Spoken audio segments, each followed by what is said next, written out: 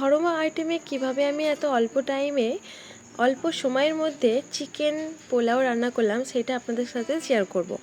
আজকে চিকেন পোলাওয়ের জন্য 2 কেজি চিকেন নিয়ে নিয়েছি। যেহেতু আমার বাড়িতে অনেক মেহমানের নিমন্ত্রণ ছিল, বাড়ির ওস্তাজি মানে ওনার নিমন্ত্রণ আমার বাড়িতে ছিল, সেই জন্য চিকেনের পরিমাণটা একটু বেশি ছিল। চিকেনটা খুব ভালো করে বেছে নিয়েছি, ধুয়ে নিয়েছি। তার সাথে প্রায় 2 মিনিটের মতো আমি একটা ঠেকাতে মানে চুবড়িতে পানিটা ভালো করে একদম শুকনো করে ঝরিয়ে নিয়েছি। ধুয়ে নেবার পর ওর মধ্যে যেরকম একটা পানি থাকে, সেই পানিটা ভালো করে ঝরিয়ে নিয়েছি।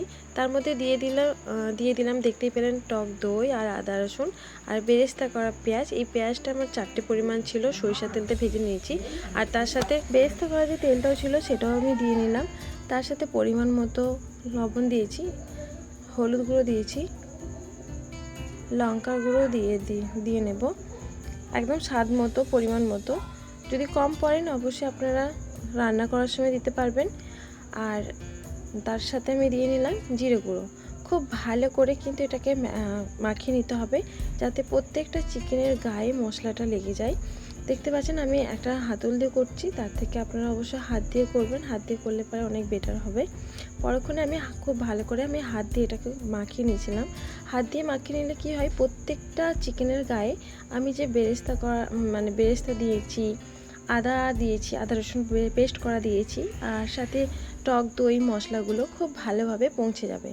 তো আমি হাত দিয়ে ভালো করে কিন্তু ম্যারিনেট করার আগে আমি খুব ভালো করে প্রত্যেকটা চিকেনের মধ্যে আমি ঘেটে নিয়েছিলাম, মানে হাত দিয়ে নিয়ে নিয়েছিলাম। তারপরে এখানে দেখতে পাচ্ছেন হাঁড়িটা আমি একটু বেশি বড় মতো করে নিয়েছি, যেহেতু আজকে বাড়িতে অনেকজনের আইটেম আছে, সবাইকে দেওয়ার আছে। আমি সরিষার তেল দিয়ে রান্না করছি, আপনারা চাইলে অবশ্যই সাদা তেল ব্যবহার করতে পারেন। আমি খুব ভালো করে পেঁয়াজটাকে আমি ভেজে নিয়েছি।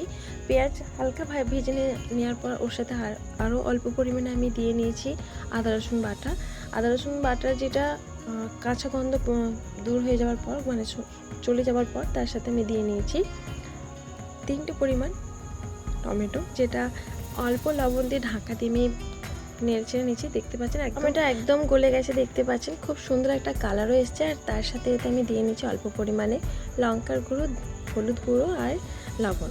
আপনারা আপনার স্বাদ মতোই দেবেন। এবার কিন্তু লঙ্কার যে মশলাটা দিলাম, কাঁচা গন্ধ একটু হালকা নাড়াচাড়া করার পর আমি যে ম্যারিনেট করে রেখেছিলাম চিকেনটা এবার ঢেলে নিলাম। এখানে একটা আপনাদের কাছে বলবো যে চিকেনটা যে আমি দিলাম এর মধ্যে আমি একটু পরিমাণও আমি পানি দিই না বা জল দিই না।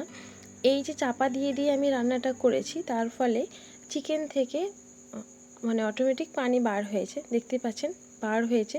এটা হচ্ছে ওই চিকেনের যে পানিটা বার হয়েছে সেই পানি দিয়ে আমি কিন্তু চিকেনটা পুরো রান্নাটা কমপ্লিট করেছি। আমি এইভাবেই যখনই বাড়িতে রান্না করি এইভাবে করি। তবে আমার চিকেন রান্না করতে একটু সময় লাগে, একটু স্বাদ মানে অনেক সুস্বাদু হয়। আর এখানে দেখতে পাচ্ছেন আমি একদম চিকেনটা রান্না করা প্রায় কমপ্লিট হয়ে গেছে। সবগুলো মাংস একদম উপর থেকে তুলে নিয়েছি। নিচে সেই যে কাইটা থাকবে, ওই কাইয়ের মধ্যে কিন্তু আমি এখানে এখানে 50-50 বলবো না, চালটা প্রায় 30% হয়ে আছে, 70% বাকি আছে। তখন এই ভাতটাই আমি কিন্তু পানি না ঝরিয়ে ওই ভাতটাই কিন্তু আমি ওই কাইয়ের মধ্যে ঢেলে দেব। এবার সেই পরিমাণ মতো আপনারা কী করবেন, এর মধ্যে কিন্তু পানি দিয়ে নেবেন, মানে বেশি করে পানি দেবেন যাতে ওই পানিটাই ভাতের মধ্যে শুকনো হয়ে যায়। আর আমি ভাত হওয়ার সময় দিয়েছিলাম শাহি জিরে, যেটা একদম মিহি টাইপের জিরে হয়, শাহি জিরে গোটা জিরে। আর আমি ভাতের সাথে আরও একটা দিয়েছিলাম গরম মশলা। তেজপাতা আমি দিতে ভুলে গেছি, আপনারা চাইলে অবশ্যই তেজপাতা দিতে পারেন। আমি পরিমাণ মতো কিন্তু আপনারা অবশ্যই লক্ষ্য করেছেন, পরিমাণ মতো কিন্তু আমি ওখানে পানিটা দিয়েছি। ভাতটা প্রায় 90% হয়ে এসেছে। এবারে আমি দিয়ে নেবো, দেখতে পাচ্ছেন 90% হয়ে গেছে, তারপরে কিন্তু ভাতের মধ্যে পানি রয়ে গেছে। এবারে যে আমি তুলে রাখা যে মাংসটা রেখেছিলাম, সেই মাংসটা ভাতের মধ্যে আস্তে আস্তে দিয়ে নেব।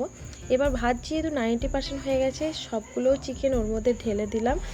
আর এটার সাথে আমি অ্যাড করেছি, আমি আপনাদেরকে দেখাচ্ছি। আপনারা এই ভাতটা খেতে যেরকম অনেক টেস্ট হয়, তার সাথে অনেকটা বিরিয়ানির মতো লাগে। আপনারা চাইলে বিরিয়ানির মশলাগুলো অ্যাড করতে পারেন, অনেকটা স্বাদ হয়। আমি যেটা আমুল দুধ নিয়েছি, আমুল দুধটার মধ্যে আমি গোলাপ পানিও দিয়েছি, হালকা পরিমাণে আমি মিঠা আতর দিয়েছি। আর এই হচ্ছে আপনাদের কী বলে এটাকে, জাফরান যে কালার, জাফরান দিয়েছি। তো অনেকটা বিরিয়ানির টেস্ট আসবে। তো তরকারিটা সবথেকে এখানে ম্যাটার করে যে তরকারিটা স্বাদটা অনুযায়ী খুব যেন ভালো হয়, তাহলে কিন্তু আলাদা লেভেলের। অল্প টাইমের মধ্যে এত সুস্বাদু হবে আপনারা ধারণা করতে পারবেন না। এবার মানে ওপর থেকে আমি ঘি ছড়িয়ে দিলাম।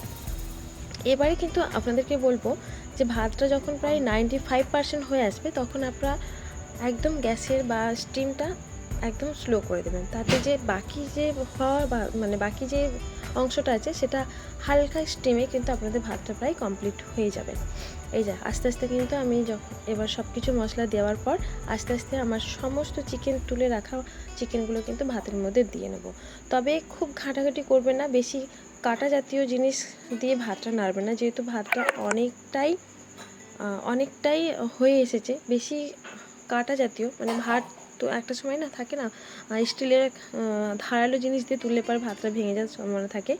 আমি এই সিলিকন যে হাতলটা আছে ওটা দিয়ে আমি নাড়ি চাড়িয়ে দিচ্ছিলাম, যাতে করে উপরে ভাত নিচে নেমে আসে আর চিকেনগুলো চারিদিকে মিশে যায়।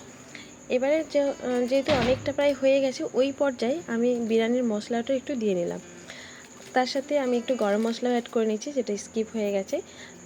তারপরেও দেখতে